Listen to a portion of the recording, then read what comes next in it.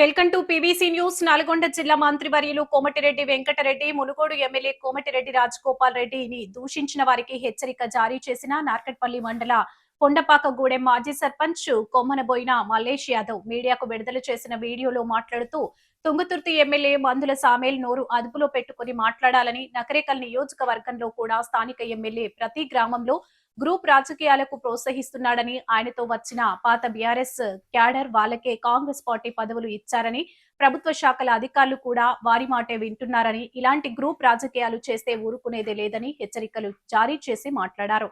మాజీ సర్పంచ్ కొమ్మనబోయిన మల్లేష్ యాదవ్, కొండపాకగూడెం.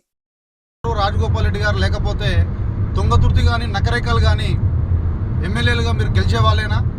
ఒక్కసారి మీరు వెనుక తిరిగి ఆలోచించుకోండి. మేము కార్యకర్తలం. వెంకటరెడ్డి గారు కానీ రాజగోపాల్ రెడ్డి గారు కానీ పలాని వాళ్ళు మన కాంగ్రెస్ పార్టీకి ఎమ్మెల్యే టికెట్లు ఇప్పించడం జరుగుతుంది. వారిని మనం ఎట్టి పరిస్థితుల్లో గెలిపించాలి, కాంగ్రెస్ పార్టీని అధికారంలోకి తేవాలి అని వారు గట్టిగా చెప్పడం వల్ల మేము కార్యకర్తలు అందరం కంకణబద్ధులమై ప్రతి ఒక్కరం వారికి ఓట్లేసి గెలిపించగా ఈరోజు వారు పార్టీని సర్వనాశనం చేయడం జరిగింది. ప్రతి గ్రామంలో కూడా గ్రూపులుగా తయారు చేసి కాంగ్రెస్ పార్టీని నకరేకల్లో తుంగతుర్తిలో పార్టీని తప్పుద్రోవ పట్టించి మొత్తం భ్రష్టు పట్టించి వారికి నచ్చిన వాళ్ళకి పదవులు ఇవ్వటం, నచ్చింది చెప్తే చేసిన వాళ్ళనే ఎమ్మటి పెట్టుకోవడం జరుగుతుంది. పాత వాటిని పూర్తిగా తీసి పక్కకు పెట్టడం జరిగింది. మేము 10 సంవత్సరాలు అధికారంలో టీఆర్ఎస్ పార్టీ ఉంటే మేము 10 సంవత్సరాలు పార్టీ కోసం పనిచేసినాం, రూపాయి ఖర్చు పెట్టుకొని ఊళ్ళో కార్యకర్తలను కాపాడినాం తప్ప మేము పార్టీకి మేము ద్రోహం చేయలే. 5 సంవత్సరాలు నేను వార్డు మెంబర్గా చేసిన, 5 సంవత్సరాలు సర్పంచ్గా చేసిన.